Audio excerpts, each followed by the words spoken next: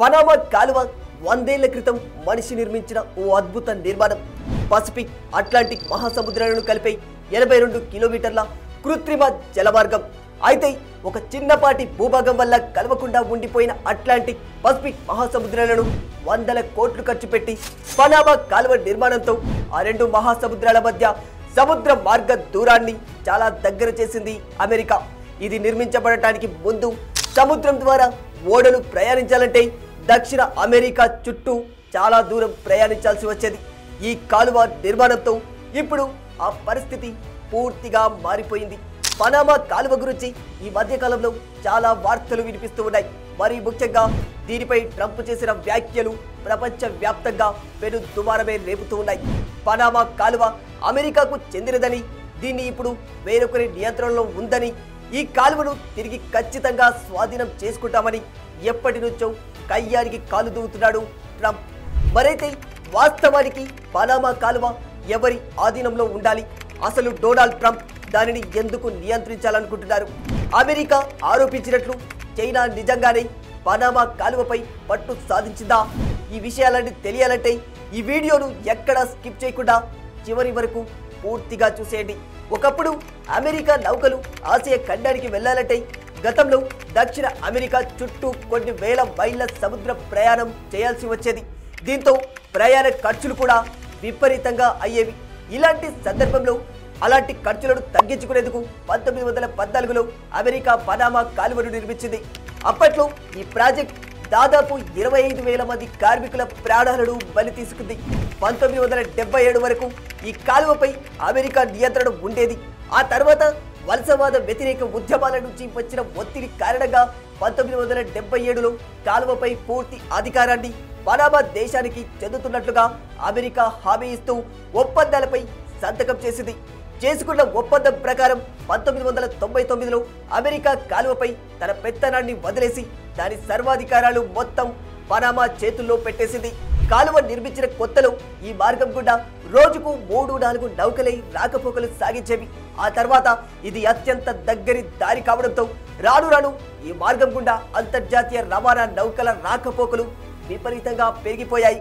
ఇప్పుడు ఏటా లక్షలాది నౌకలు వెళుతూ ఉన్నాయి. వాస్తవానికి ఒకప్పటి పనామా కాలువకు ప్రస్తుత పనామా కాలువకు చాలా తేడా ఉంటుంది. ఎలా అంటే పనామా కాలువ బాధ్యతలు తమ చేతుల్లోకి వచ్చాక పనామా దేశం ఈ కాలువను ఏకంగా $5 బిలియన్ ఖర్చు పెట్టి మరీ పెద్దగా విస్తరింపచేసింది. దీంతో 2016 తర్వాత భారీ నౌకలు సైతం ఈ కాలువ గుండా ఈజీగా వెళ్లడం మొదలయ్యింది.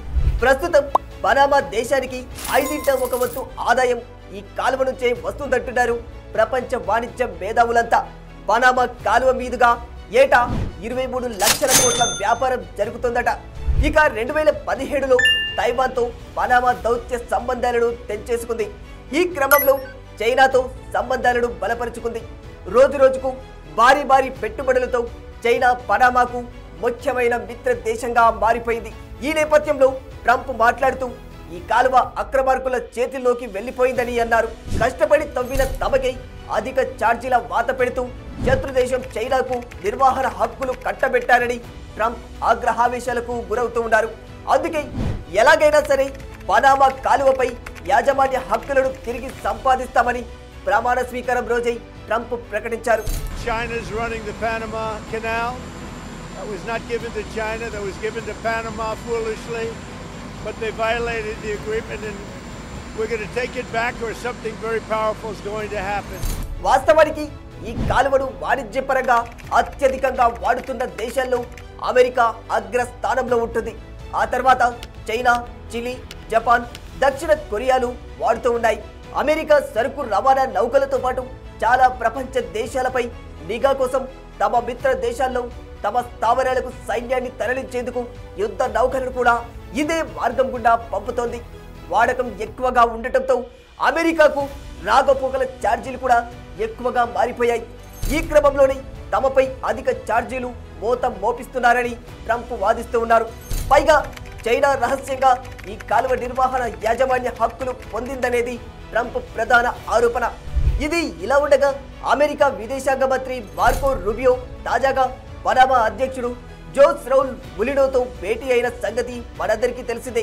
పనామా కాలువ విషయంలో చైనా జోక్యాన్ని నియంత్రణను అడ్డుకోవాలి, లేదంటే వాషింగ్టన్ తగిన చర్యలు తీసుకుంటుందని అమెరికా విదేశాంగ మంత్రి గట్టిగానే వార్నింగ్ ఇచ్చారు.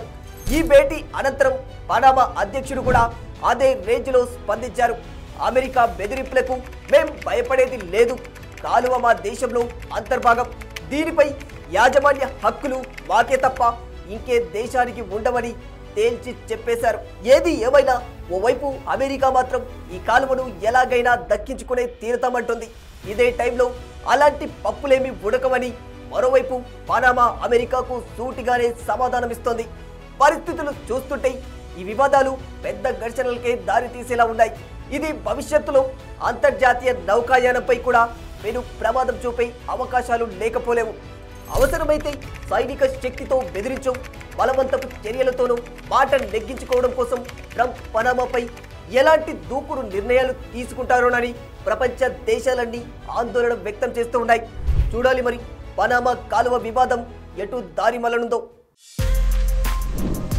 For more videos like this, subscribe Big TV channel.